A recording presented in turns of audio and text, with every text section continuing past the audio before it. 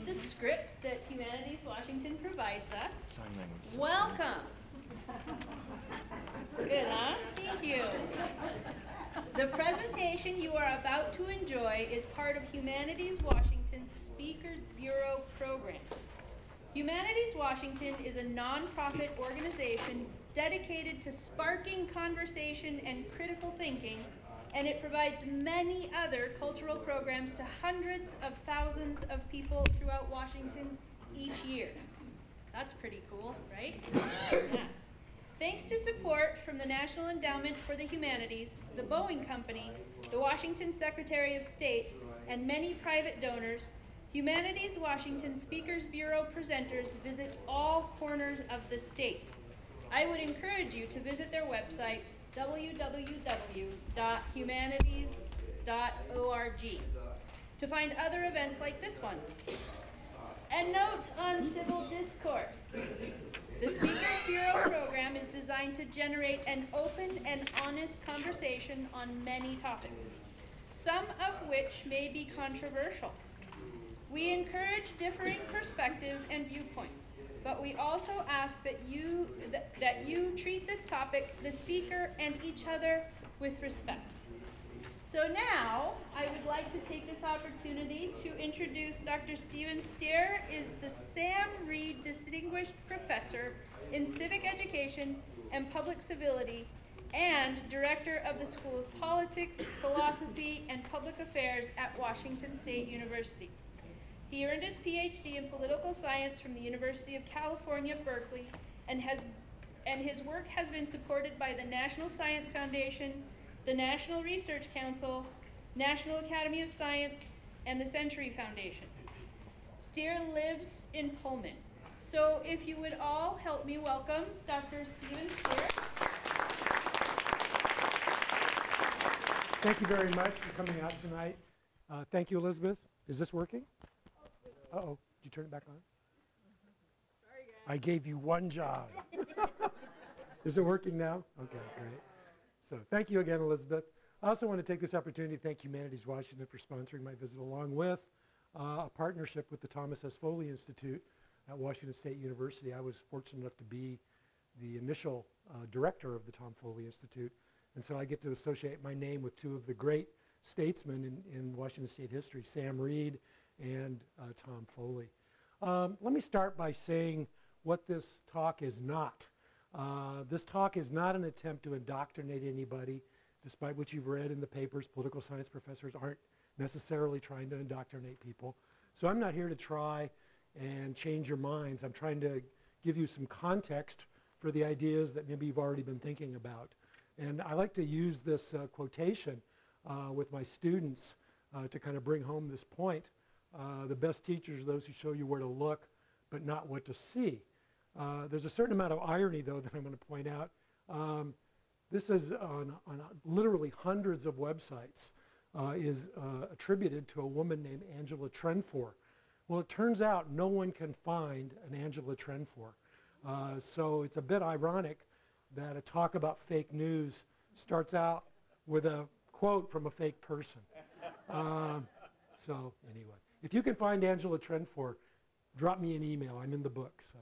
A lot of commentators look back about 15 years ago to something that Karl Rove, who was a senior advisor to then George W. Bush as president, when he was talking with some journalists, and he used this felicitous phrase that journalists are what we call the reality-based community, which I think is a really good name for a rock band, by the way, but that's the way the world doesn't work anymore. So even 15 years ago, and I'm going to point out it goes back even further, we were questioning really what reality is and who gets to own it. About a year or two later, some of you may remember Stephen Colbert's first show on Comedy Central. When I gave this talk to a high school group, and they're all, "Who's Stephen Colbert?" It's like, you know, doesn't register. Yeah, they told me I needed to change my references, and I said I can't. I don't have any updated references. And his very first show, he coined the phrase truth, or coined the term truthiness. And he defined that as truth that comes from the gut, not from books. Well, this has a lot in common with another term we're going to see here that has bubbled up on the radar screen more recently. And well, just to take it back a little bit further, some of you may remember Ronald Reagan as president and the Iran-Contra scandal when they were selling arms to support the Sandinistas and so forth, or the anti-Sandinistas. And he had to finally, when he got caught with the goods, finally had to cop to the idea that he told the American people one thing that he believed, but the evidence evidently showed something different. And so the facts outran his best intentions. And not to leave Democrats out of it, I try to be very politically ecumenical. As you'll see, I'm going to be, I find things to criticize about both Democrats and Republicans and left and right. And so I see plenty, and this is somebody who claims that Bill Clinton was really the first, well, the John the Baptist of post-truth politics. Post-truth is the term I was referring to that kind of relates back to this idea that truth comes from your gut and something you believe as opposed to a demonstrable fact. Post-truth was named by Oxford Dictionary the word of the year in 2016. And you can read the quote there. It's relating or denoting circumstances with objective facts. And that's what I mean by truth. I'm not a philosopher of truth. And so I'm not talking about, you know, very high level abstract sorts of discussions about what truth is. I'm talking more about the application of empirical knowledge, the application of science and how that helps or doesn't help political debates. And so post-truth politics has entered into our vernacular relatively recently. And just to tie it back to a popular culture, in a famous Seinfeld episode, it's not a lie if you believe it, says George Costanza. So he was trafficking post-truth politics without even knowing it. So the death of truth is running neck and neck with the death of democracy in literary circles. All of these books I'm going to show you, and I'm going to send these to Elizabeth so she can enter them into your civics corner over here of books. All of these books have come out in the last 18 months, and they're all quite interesting in their own way, but they all deal with more or less the same sort of topic as the titles indicate. We've got the death of truth, the death of expertise, truth decay, which is I think a particularly bad title, but there you go. Post-Truth by Lee McIntyre. He is a philosopher, and so he takes it from a more philosophical perspective. The war on science and who's waging it. Even a Trump supporter who used to work with Trump wrote a book, Amanda Carpenter, called Gaslighting America, Why We Love It When the President Lies to Us. Even the mainstream magazines have gotten into the act. These are all covers from the last 4 or 5 years, from Time, The Economist, National Geographic. They're all picking up this idea that there's something going on that's changing the way we think about objective reality and objective truth. And so that really was one of the motivations for me pitching this idea to Humanities Washington to develop this presentation. It also, as you're going to see, relates back to some research I've been doing over the past decade or so on the relationship of knowledge, well, how knowledge is used in different policy debates. And I'll sneak that in at the end as sort of my advertisement for my work. But up until then, we'll try to have a little fun before we get to that. So there's some common themes in post-truth politics. And one of them is that there's increasing disagreement about what a fact is and our analytical interpretations of facts and data. This really isn't a new development. We've known since the early 60s that people strategically construct reality to fit their own political viewpoints. We call it, problem framing or social construction of reality. And so we know this goes on in political debates because people have political values that they want to mobilize, and they use language and numbers and stories to try to make problems look a certain way so that it fits their own particular worldview. But I think what we're seeing is a ramping up of that. And so it's become more difficult to sort data and interpretations from different viewpoints. There's certainly a blurring of a line between opinion and facts. One of the big things I think that's going on here is with the introduction of the 24-hour, 24/7 news cycle. Those of you that are journalists in this room know that doing news reporting is expensive, whereas proffering opinions is cheap, and that's why you turn on Fox News or MSNBC or CNN, and you see a lot of talking heads. They're getting paid scale to offer their opinions, where it's expensive to go out and do investigative reporting. And so we're being bombarded with opinions that are masquerading as facts. At least newspapers put opinion at the top of their opinion pieces, but you don't see that on Anderson Cooper. Everything comes out of his show, you might think, well, is that an opinion or is that a fact? Who knows? Well, this goes back to that same point. There's an increasing relative volume and influence of opinion. People are more and more, apparently, believing that their opinions are more valuable than what empirical facts might say. I'm going to talk at some length about vaccines in a little while, and I swear I had this in my presentation way before the recent outbreaks in Vancouver and other places around Washington. But it actually, vaccines and anti-vaxxism, vaccination, folks, that's not a political issue in the traditional bipartisan or partisan sort of terms. It's based on some other things that I'll talk about. And then finally, and I think this is really important as well, we've seen a massive decline in trust in various institutions, not just political institutions, but all institutions that we used to rely on to be sort of guideposts of what is reality and what is not.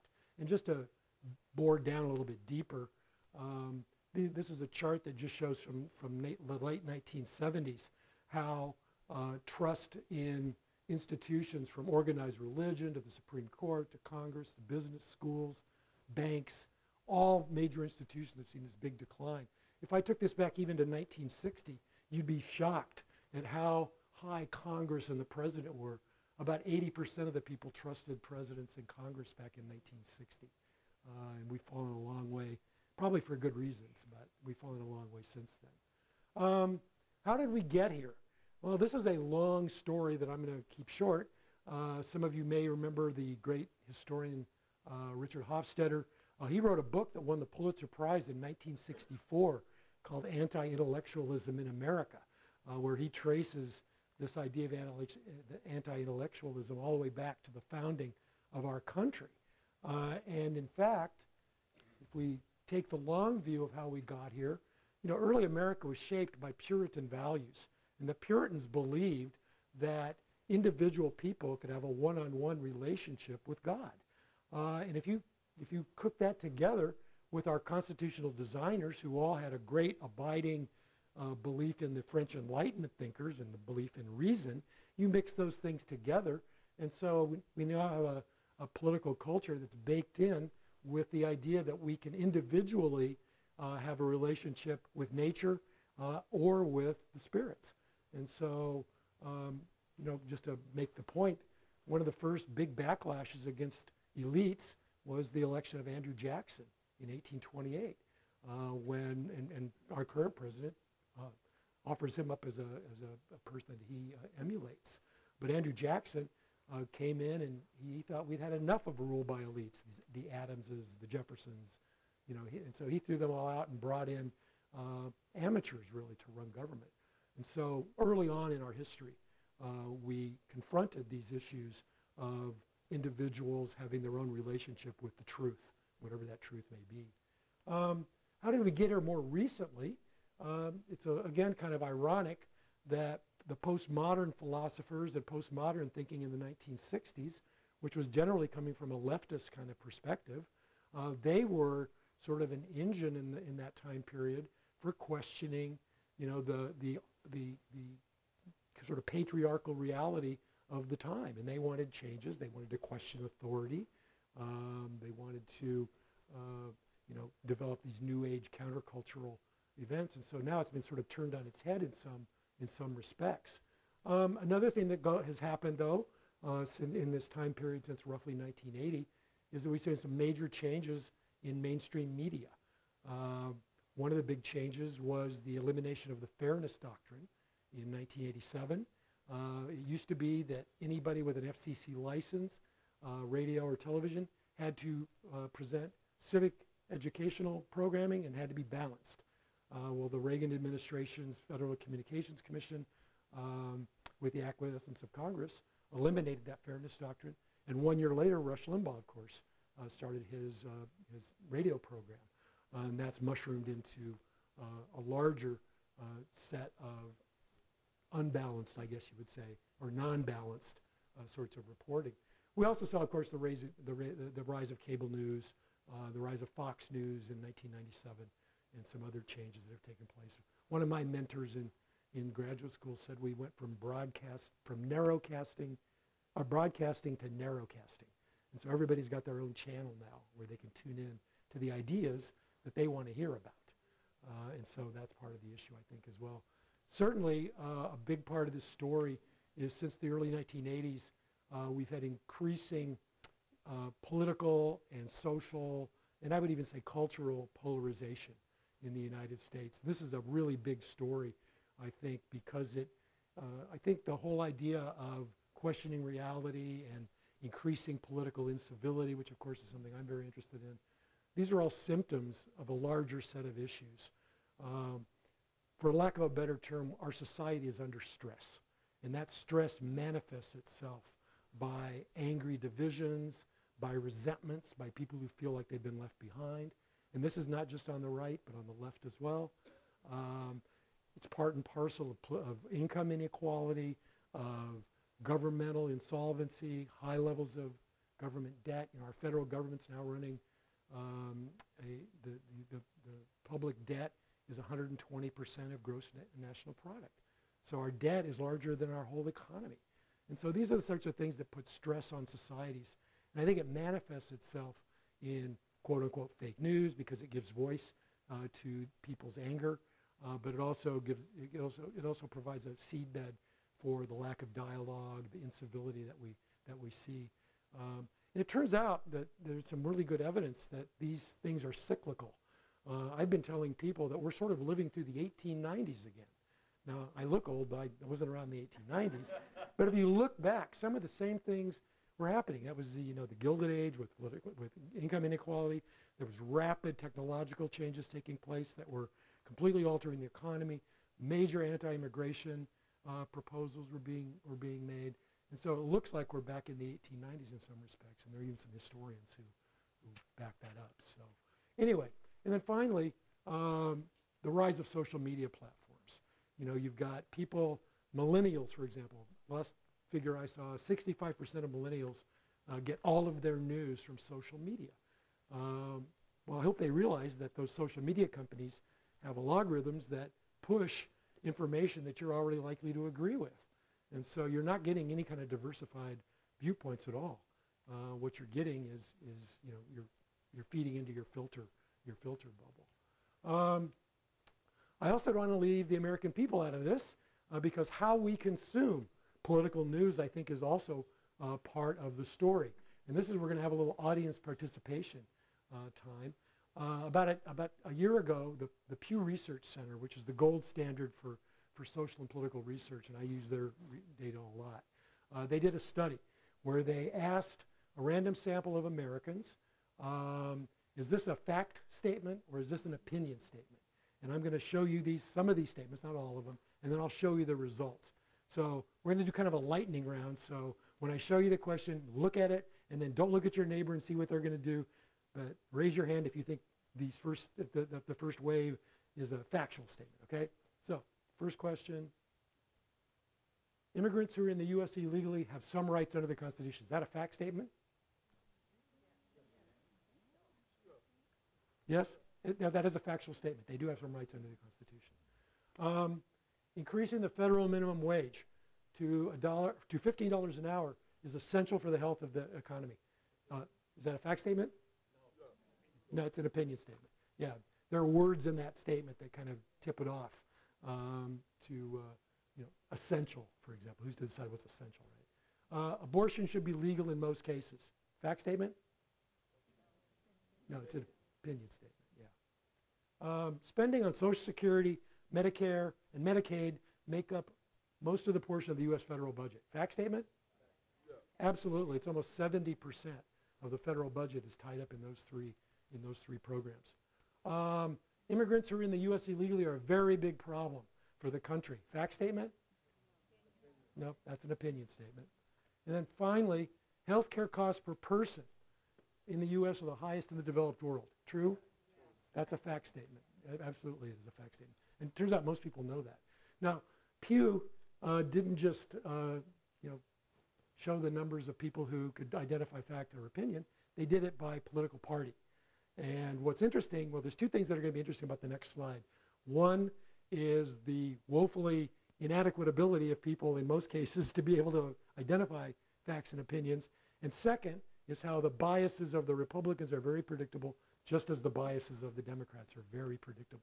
So we're filtering these questions through our own knowledge bases. So here we go. If we look at, these are all factual statements. These are the percent who classified each factual statement as factual. Spending on Social Security, Medicare, and Medicaid, you all got that one right. 63% of the Republicans believed that was a factual statement. Only 54% of the Democrats did. Let's move down to a big one here. Immigrants who are in the U.S. illegally have some rights under the Constitution. As you can see, the Republicans are much less likely, 43%, believe that's a factual statement, whereas Democrats almost, well, a little over two-thirds, or almost two-thirds, said that was a factual statement. The last one I didn't ask you because you all I think you know the answer to it. President Barack Obama was born in the United States. 89% of the Democrats said that's a fact statement, but only 6 in 10 of the Republicans said that it was a factual statement. So this is the one who classified opinion statements as facts. And again, I'll just look at the big ones here. Immigrants in the U.S. illegally are a very big problem for the country. 50% of the Republicans said that opinion statement was a factual statement, whereas only 19% of Democrats did. There are some where Democrats and Republicans are very close. There's not much of a split on them at all. But you can see that there are very predictable biases in how people interpret whether a statement is factual or whether it's an opinion statement. Here's another kind of two-edged data point.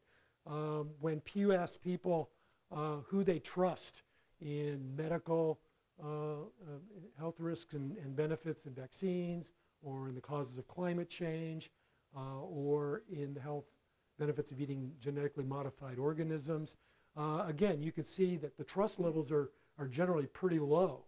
But I guess the good news is that the scientists at least come out on top.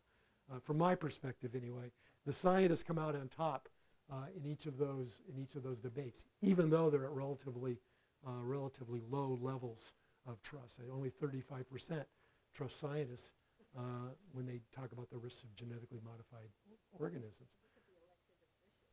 Yeah, elected officials. Well, yeah. I don't know if they can get negative on them, but I guess people don't realize we've been eating genetically modified foods for decades.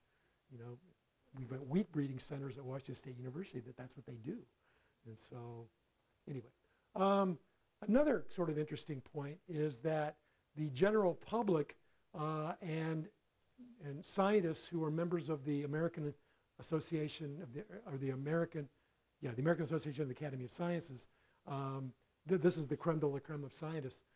There's great big differences in the viewpoints of the public in general and what scientists believe. And again, we'll just pick the ones where they're really wide. So the AAA scientists agree, saying that 88% of them say it's safe to eat genetically modified food. Only 37% of U.S. adults say that that's a true statement. Moving down, 68% say it's safe to eat foods with pesticides. Only 28% of Americans, the general population, believe that. Only 65% of the general population agree with the statement that humans have evolved over time. 98% of the scientists have. I'd like to meet the 2% who don't believe that.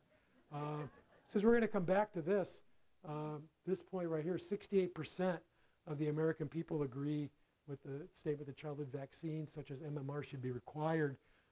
whereas 86% of the scientists say that is true. And so we see continually big differences between what the scientists believe and what the general public believes. And so they're clearly not taking their cues from science or scientists, and they're getting it from someplace else. There are some real interesting nuances, I think, in individual policy debates. And I think that's where we need to focus our attention, because making general statements about truth being dead really isn't accurate. If you look at individual debates, there are some cases where the facts might be in conflict, but other cases where they're not. And so what I try to look at is the structure of policy debates. And so it kind of takes us beyond an us versus them, a Democrat versus Republican, left versus right, and takes us more into the nuances of the situation. One of those nuances, I think, has to do with crime. This chart shows you that since the early 1990s, and this was when the crack epidemic ended, violent crime all over the country has gone down very dramatically. But yet we see that people, when you ask them, is crime going up, is violent crime going up, they say, yes, it is. So what's going on here? Well, I think what's going on here is both Democratic and Republican politicians have found that it's a winning formula to scare people to death. And if you can scare them that crime is getting worse and we need more money for police or more money for prisons and so forth, that's a winning strategy. And again, it's not based on party. You know, Joe Biden is being, raked over the coals right now for some of the stance he took on mandatory sentencing back in the 90s when he was in the Senate. And Bill Clinton, same thing. I mean, he passed some of the most draconian law enforcement bills of any president. And again, this kind of goes back to the society under stress. I think one of the things that explains the rise of both the Tea Party and the Occupy is neither side trusts the elites anymore. If you look back at George H.W. Bush, you look at George W. Bush, you look at Barack Obama, you look at Bill Clinton, their policies were very, very similar in trade, in law enforcement, and so I think that was a rebellion against all elites. And Donald Trump just happened to represent the outsider at the time and was able to tap into that. But anyway, I don't want to get too far afield. When we talk about importance of vaccinating children, you can see that in the last 10 years or so, we've seen a relatively major decline in the percentage of people who think it's very important to have their children vaccinated. So fully 30% don't fully buy in to that they believe that vaccines should be used for their children, that they're safe. And of course, this has been a big issue in Washington and been all over the national news. And so I pulled up some data for you about this, and you can see that if you combine all the vaccines, this only goes back to about 4 years ago. I'm sorry I can't find any more up-to-date graphs, but that matches up with that 80% we just saw of people using or believe or having their children vaccinated. If you bore a little bit deeper, this is a color-coded map of the state of Washington, and I want to point out something really interesting to you. You can see that the darkest reds, which is the highest percentage of unvaccinated kindergartners, are highest in places like Ferry County and San Juan County. Now, what could those two counties possibly have in common? Well, as it turns out, not very much. San Juan is one of the richest counties in the country. I just recently read a report that shows income inequality by county. San Juan County is 37th in the country in income inequality. The top 1% have an average income of over $2.2 million. And so it's a very rich, wealthy county. Ferry County, well, let's go back to San Juan for a minute. San Juan County hasn't voted for a Republican for president since 1984. And so they are reliably, over 60% in all the ensuing elections in the presidential vote for Democrats. Ferry County is not like San Juan County at all. Their unemployment rate is approaching 25%. It's a relatively poor county. It's a county that has voted reliably for Republicans. They went 65% for Donald Trump in 2016. They haven't voted for a Democrat for president since 1976. And the last time they gave a majority, over 50% to a Democratic candidate, was 1964 in Lyndon Johnson. So there's something going on besides politics, right? And the best studies I've seen focus on what we might call the politics of mistrust. The people in Ferry County, just to use them as exemplars, don't trust the federal government to mandate, or the local government to mandate that their children get vaccines. And so they don't trust the government. If you go to the San Juan people, they're very much like, and I'm going to show a slide about Portland here in a minute, they're very much like Portlandiers. They don't want poisons being put into their children or their water supply. And so they end up at the same position. They think that their treatment of their children is up to them. And it's possible but difficult to argue with that when you're facing somebody and they're worried about their children's health. But two different political positions end up at the same place from entirely different perspectives, all about trust and mistrust. One not trusting the vaccinators and the other not trusting the government to tell them what to do. I mentioned Portland a minute ago. 4 times since 1960, Portland has voted by initiative on whether or not to put fluoride in their water. There's unanimity among medical professionals that fluoride in the water is a great boon, especially to poor children who don't get access to good dental care. And so why would Portland be the only major city to not put fluoride in their water? Well, I think the signs tell the story. Fluoride got government order at environmental terrorism, protect our precious bodily fluids, which of course, which is a nice homage to Dr. Strangelove, the film by Stanley Kubrick. Their precious bodily fluids are being tampered with. And so again, here's an issue where the mistrust of science and mistrust of knowledge is not coming from Republicans, but it's coming from relatively progressive folks. There are a couple of other ways that science can be used and misused. This is one of my favorite articles, and that's why I took a screenshot of it, by Dan Sarowitz, where he argues that science makes environmental controversies worse. Now, how does he come to this conclusion? Well, his conclusion is there's too much good science. Every political position can find a science base for their position now. And partly this is because of the multidisciplinary approaches we take to ecological problems, to environmental issues. And so virtually any problem can find scientific support for a perspective because there's so much good science from so many different methodological perspectives. And so there isn't typically just one voice that science is speaking with. And so if you're talking about pesticides, you talk to an ecologist, you'll get a different story than if you talk to a botanist or a plant pathologist, because they look at it naturally from just different career perspectives. And so they come to different conclusions. And policy entrepreneurs are able to take advantage of that. They can seek out the science that fits their position. This is a book that was turned into a documentary film that I highly recommend called Merchants of Doubt by Naomi Oreskes and Eric Conway, I'm sorry.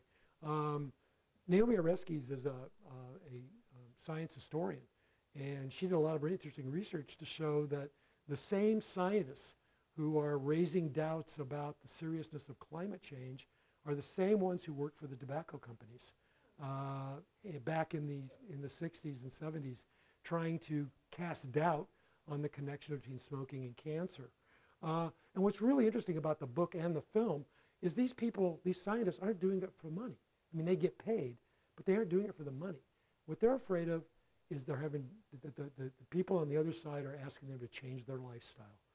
They tell them to stop eating meat, stop driving a pickup truck, stop flying on jets. It's a lifestyle battle, not so much as I want to make some money off of the tobacco companies. It was clearly, deeper rooted than just financial. Another regional case that I like to use is the ongoing controversy over the wolves, particularly up in Ferry County and places in northeastern Washington. One of my former colleagues at Washington State University, I didn't know him, but his name is Rob Wilgus. He just had a major settlement with Washington State University claiming that they tried to silence him over his study. He's a world-renowned apex predator expert. And what he was finding was that the sorts of policies that the Fish and Game Commission was putting into place conflicts with the science. And when his science disagreed with what the legislatures in Eastern Washington wanted to hear, they came to our university and threatened to pull money for the medical school in Spokane if they didn't shut him up. And so it's kind of a sad, I'm painting with a broad brush here, but the New York Times Magazine even saw fit to tell the story of what happened with Rob Wilgus and Who's Afraid of the Big Bad Wolf Scientist. Here's where we get to some of the things that I've been looking at in my own work. There are really 4 potential relationships between knowledge on the one hand and policy making on the other hand. And I'm going to use some cases briefly to demonstrate how these cases work and why one debate might have one relationship while another debate has another. One of the more famous applications, direct applications of science to public policy was the ozone layer problem back in the 1970s. In 1974, a bunch of scientists started publishing papers showing that there was a growing hole in the ozone layer and that hole was being caused by the use of chlorofluorocarbons. These are the things that used to be in aerosol cans. They used to be in Freon that you'd put in air conditioners in cars. Well, that was what was causing the release of that gas into the atmosphere, was causing an ozone layer. Well, that's not bad enough. Public health officials came out with more studies showing there was going to be an increase in skin cancer of times 20. And that really got people's attention. You know, when you frame a problem in terms of public health or international security or their pocketbook, you get people's attention. And when the science is all committed and consensual about it, that ties the knot together pretty well. And in those cases, you can see a very rapid connection, a linear relationship. And in fact, by 1976, the EPA had outlawed the use of CFCs in the United States. As it turns out, DuPont Corporation was the major producer. And they didn't put up a struggle because they saw the writing on the wall. Plus, they had some substitutes available that they could use. And so they didn't put up a fight like you would expect them. So there's a political structure where knowledge can be directly applied to a problem. The reverse can also be true, though, where the policy drives, it becomes weaponized, really. The knowledge becomes weaponized by the policy. And a couple of examples, again, sort of regionally based. There's been a debate since the mid-60s over whether or not to allow snowmobiles in Yellowstone during the winter. Now, snowmobiles are 2-stroke motors. They're very noisy. They're very dirty. But the people who ride them thought this is a great opportunity to go to the Yellowstone Park in the winter when nobody else is there. The outfitters and all the motels and restaurants around the rim of Yellowstone all thought it was a great idea from an economic perspective. The environmentalists, of course, thought it was a terrible idea. They pointed out that some winter days on the weekends, Yellowstone is more polluted air than downtown Los Angeles. Plus, it scares the animals. The berms get knocked down. It keeps the bison in the park, and so they matriculate and go into Montana and mate with cows and cause brucellosis. There's all sorts of issues going on. But here we have both sides arguing from a different knowledge base, one economic, one environmental. And they both have plenty of evidence on their side. And so this is a situation where Congress won't touch it. The National Park Service is caught between a rock and a hard place. And so it ends up in court, depending on if it's a Republican president, the Democrat or the environmentalists seek out a friendly federal court to stop Republicans from allowing snowmobiles. And the reverse is true when Democrats are in office. The Republicans find a circuit court that will enforce their ban on the ban of snowmobiles. We see the same sort of thing going on with urban wildfires. The economic interests overwhelm the ecological knowledge we have about where wildfires occur and the damage that they do. And so people continually are moving into areas we know are going to be affected by wildfires. There are cases where there's a consensus that the problem is real, but we don't have the science yet to determine what to do about it. And so here we've got sort of a symbiotic relationship between science and policy. And one example of this is based in a book by Chris Mooney called Storm World, where he studies, believe it or not, there's some controversy over predicting hurricanes. And it turns out it's broken down between the meteorologists on the one hand who predict using data and climate modelers on the other hand who just use high-powered computer program models to do their predictions. And so he outlines how at the American Meteorological Association meetings, these people are at each other's throats. And it's over the science. It's not over should we be able to predict hurricanes more effectively. Another case is the use of bisphenol A, so-called BPAs. This is a chemical that we put in the lining of fruit and vegetable cans. And there's some evidence, not conclusive, that it causes brain cancer. Well, we've gone far enough to outlaw BPAs from anything that a baby is going to use, any baby food, any baby products. Some of you that carry around water bottles or coffee cups, you may see on the bottom it says BPA free to indicate that that product was not lined with a bisphenol A. But this is a case, again, where the science isn't settled quite yet.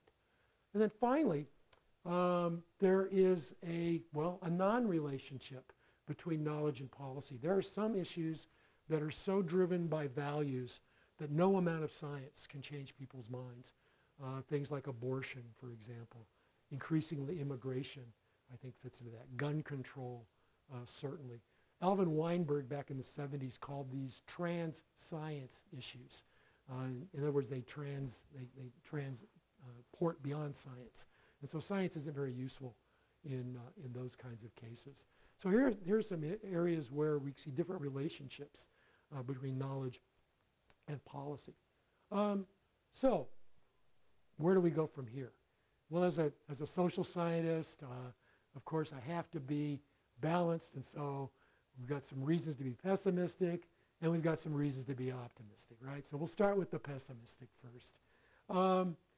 One reason we should be pessimistic about post-truth politics, I think, is that it contributes further to this decline in trust in our institutions. And so it's got a feedback loop onto itself.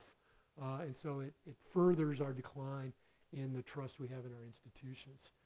It certainly is contributing, I would argue, to a disengagement in civic life.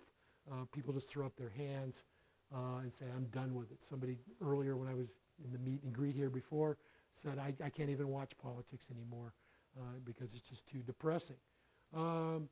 It also certainly contributes to a further degradation of civil discourse. We have more shouting matches and less, more heat and less light being shed on problems.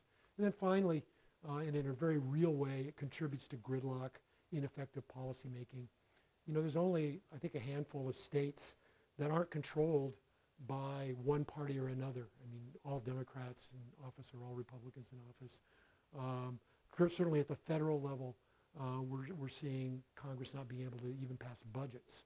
And so the sort of split that we're experiencing has very real impacts on our ability to solve pressing problems of Americans. At the most extreme level, of course, we have to invoke George Orwell, right, in 1984. The party told you to reject all evidence of your eyes and ears. I sometimes put a slide up that shows Donald Trump saying something kind of similar to this not too long ago, where he said, don't believe that fake crap. Don't believe your eyes and ears. But anyway, that's a little too close to home. So where do we go from here in terms of optimism? So if you're a glass half full person, you might resonate with these. You know, we continue to rely every single day on science, on technology, on experts. You know, I like to say, when I have periodontal work done, I don't care if my periodontist is a Republican, a Democrat, a Libertarian, or what. I just want to know if she can do the job. Same thing when I'm flying in an airplane. I could care less what the political viewpoints of my pilots are. I just want to know if they're effective. And I think most of us would share that viewpoint, that every day we rely on science and knowledge. And in fact, I'll show you a slide here in just a minute of a book that's the extreme optimistic view of that. But let me go through these first. You know, there's something we call the marketplace of ideas, where out there in the ether, we've got all these ideas and concepts and things floating around. And an optimist would believe that the marketplace of ideas is generally pretty self-correcting, and that, generally speaking, the bad knowledge gets pushed out by the good knowledge.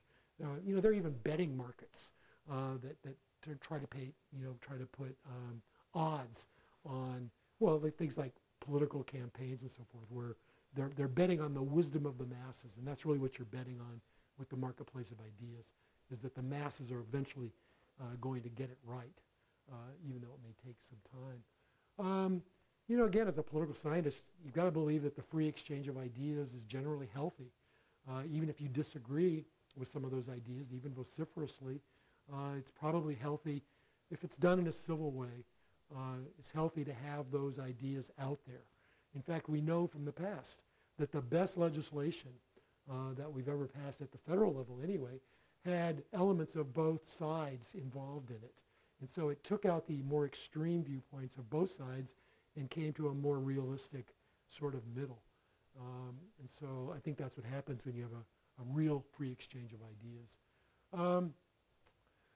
We also have increasing efforts at naming and shaming. And I use this language, I probably should take it out because it's not very civil. But we have things like, what I mean here is about political fact checks, Snopes.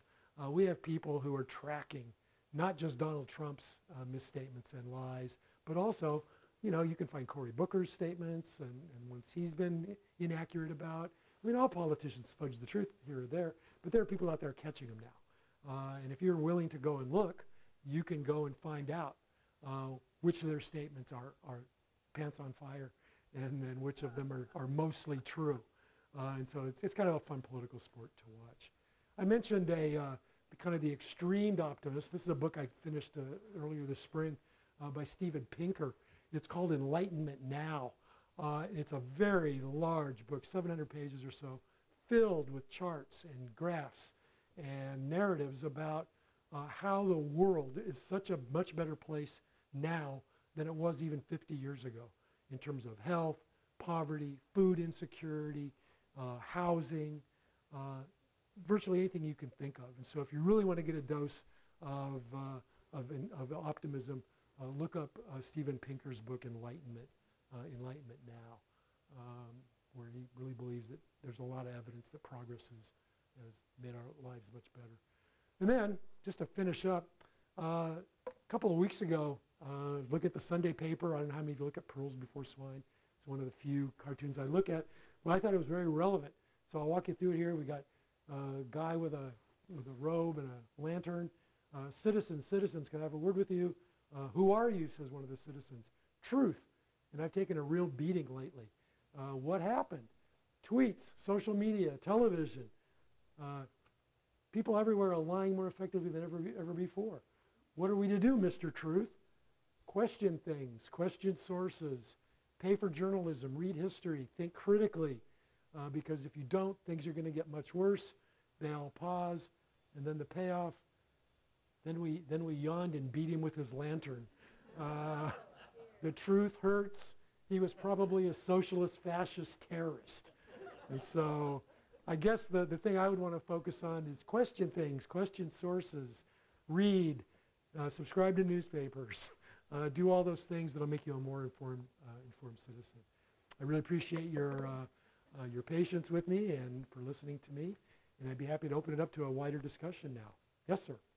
I'd like you to tell me what you think of the new news broadcast by Russian Times, RT, which is on television now. Have you watched it? I have not. Oh, it's been out for maybe 1 or 2 years, and we get the view from Russia, what they think of America. Really? And they have such people on like Jesse Ventura. He's one of their speakers. Wow. Maybe maybe my cable package doesn't get that.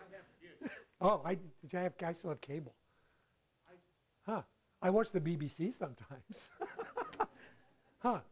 What is it? What is it illuminating in any way? What's the I deal? watch BBC, I watch CNN, I watch Fox, and I watch RT. I try and get the complete view.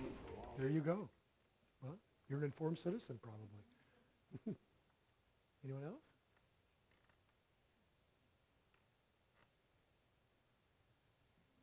So at one time, if I remember correctly, it used to, like, when they showed the news, and if you had a Republican person talking point, wasn't it part of that 84 thing that they changed? Yep.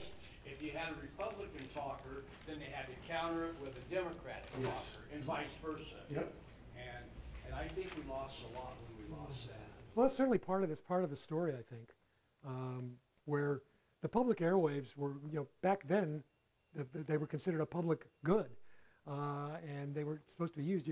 It wasn't just that you had to balance the opinions, but you had to actually show things that had to do with civic engagement, civic participation, broadly defined.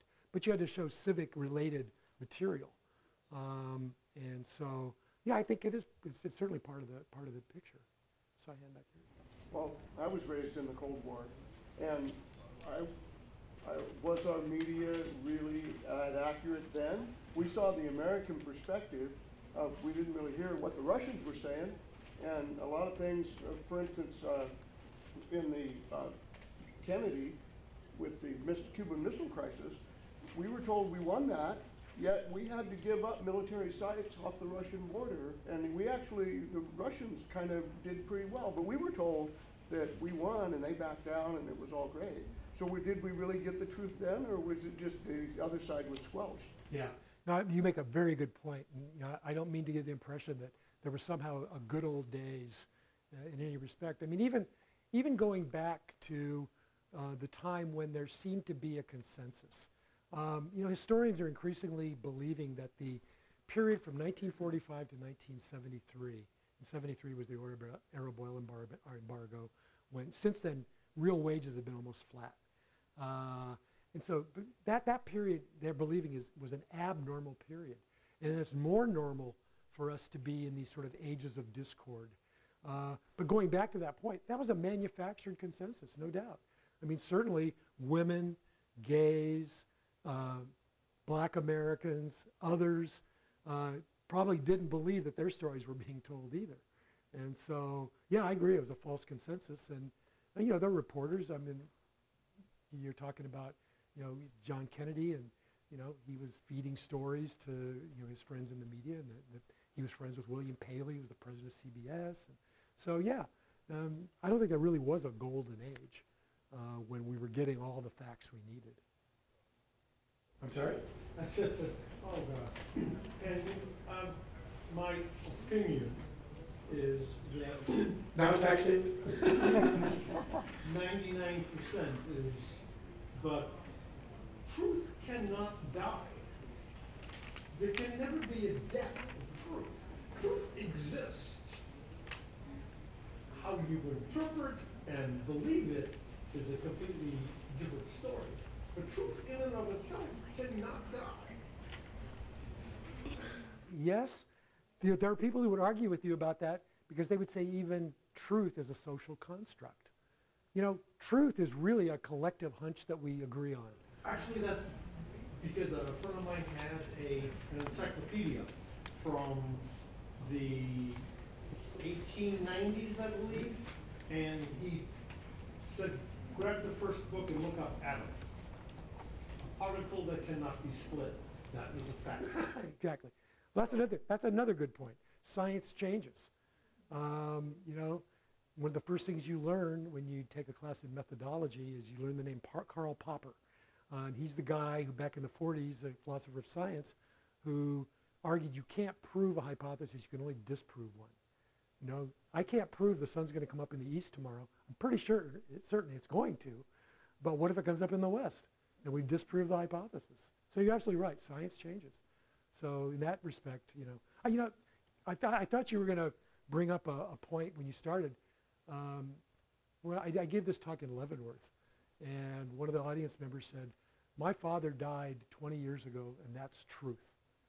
And so I had a hard time trying to combat that. I mean, he's physically unalive. But I started reading about the social construct of death, and it turns out that people who study this, you know, say that there really is no, I mean, there's a succession of bodily functions and so forth, but it even calls into question the reality or the factuality of death.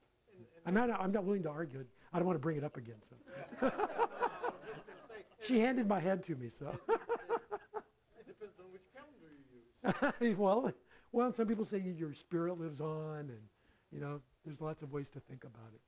So, anyway, yeah. You mentioned truth being belief, but if you see something firsthand, that isn't belief, that is the truth. I've seen things I saw something on CNN where they were in a complete lie, because I was there, they weren't there. Again, are you familiar with the film Rashomon? Are you familiar with a Japanese film from the 50s called Rashomon? The film's called Rashomon by Irakawa. It's a story of a rape told from 4 perspectives.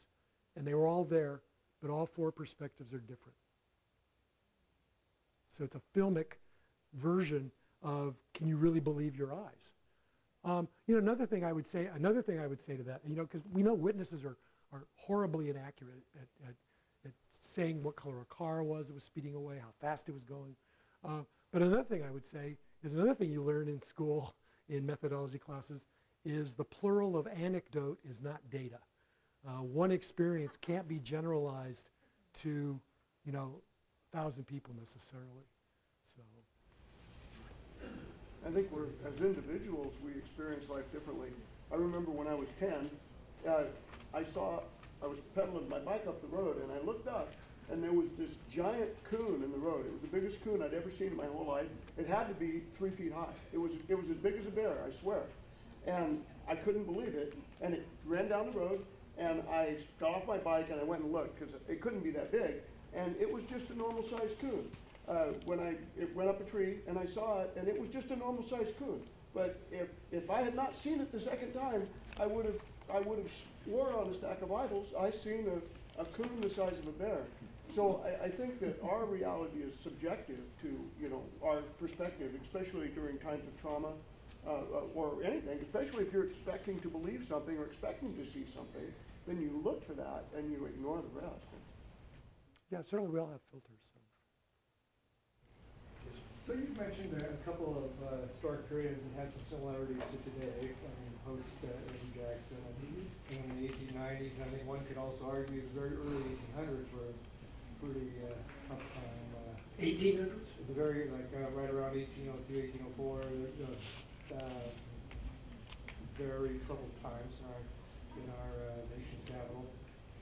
That being said, do you think that history has any indication of what might be coming next for us today? Well, again, you know, history is usually our best guide. You know, I always quote my mentor in graduate school. He's always told people, I never like to make predictions, particularly about the future.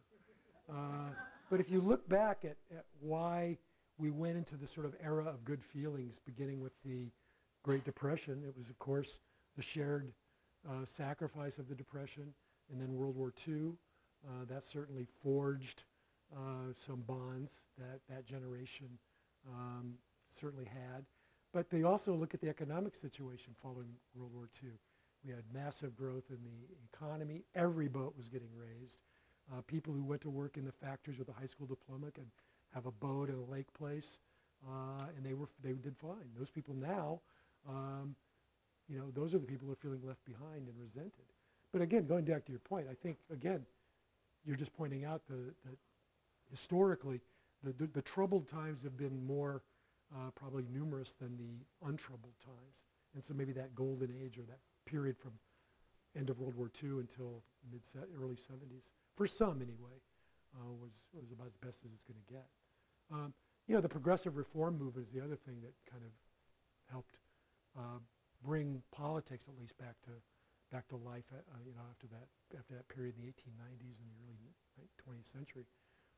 But I don't know that the conditions are ever going to be ripe for a grassroots sort of, because remember, that was a coalition of populists, of urban reformers, of civil service reformers.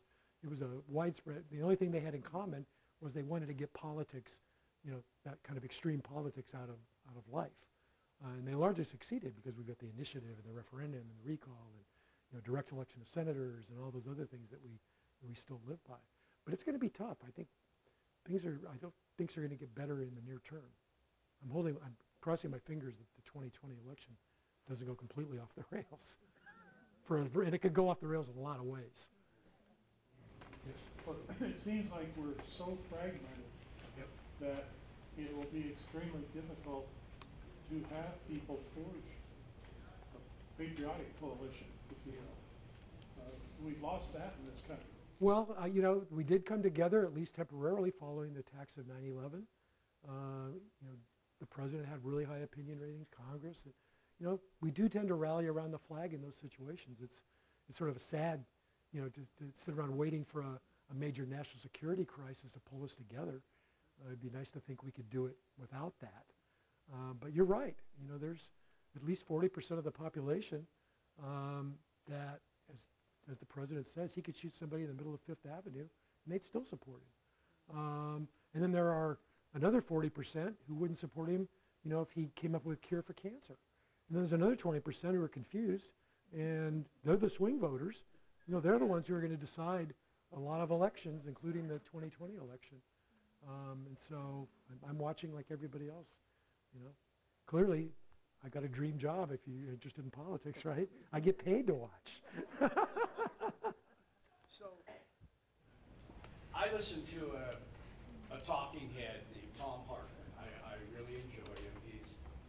I feel, a radio program. And he had a person on his show one time, and it said it takes usually 4 generations to change political thoughts, because let's go back to the golden era of the 50s. Everyone, had a car or had a job. Things were doing well. So the next gen, those people were engaged because of what happened before in the 30s and whatnot.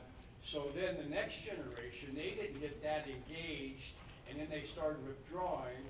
And then as politics and life declines, then they resurge and started engaging again. Do you think there's much truth in that?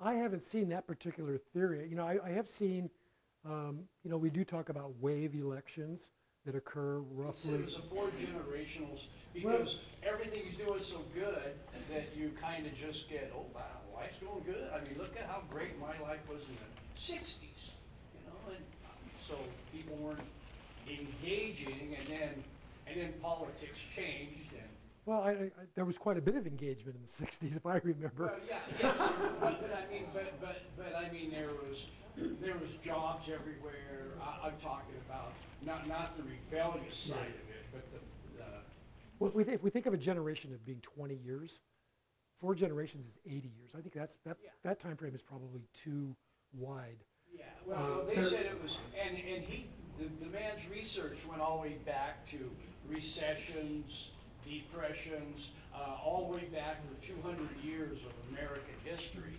But it took 4 generations usually to start getting engaged to where we started changing. There's a book I would recommend you read if you're interested in these cyclical arguments. It's by a guy named Peter Turchin, Turchin. The book is called Ages of Discord. He's an evolutionary anthropologist, and he studies not just the US, in fact he's British, but he studied the rise and fall of all sorts of civilizations, including Rome. And what he finds is a 50-year cycle.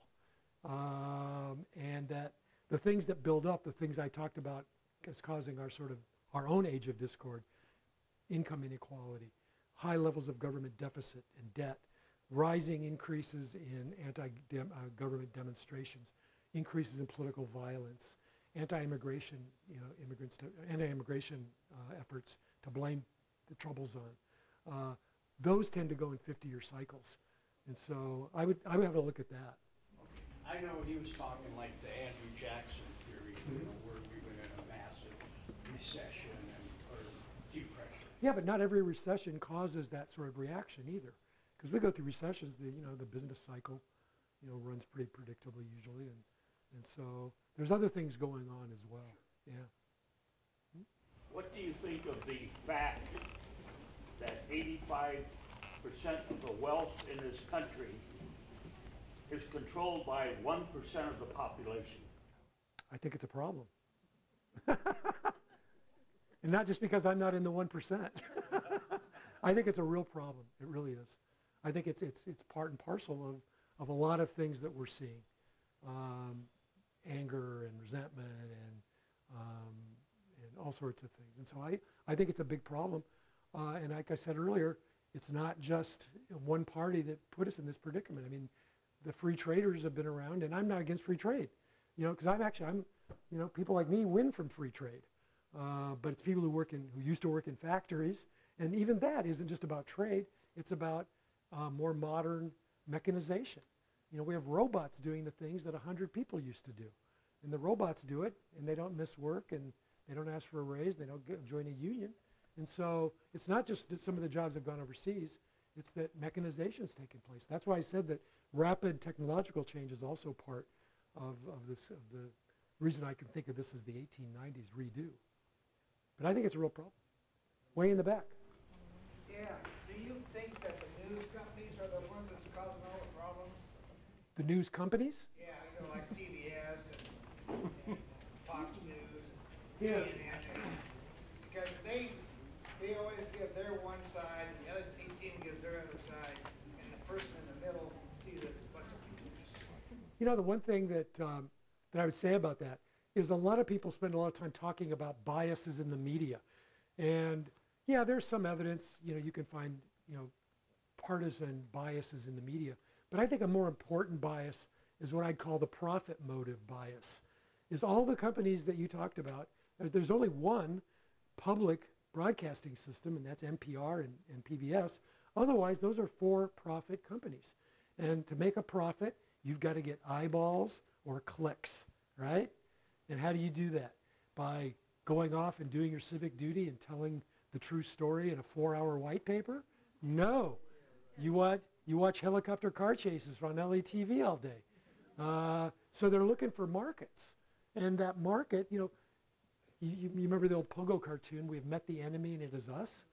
Well, if you started demanding that CBS show long white papers about income inequality at night, that's what they would show. But as long as people want to watch NCIS, then they're going to show that instead. So yeah, I think it's part of the problem, but it's baked in to the profit motive of those companies.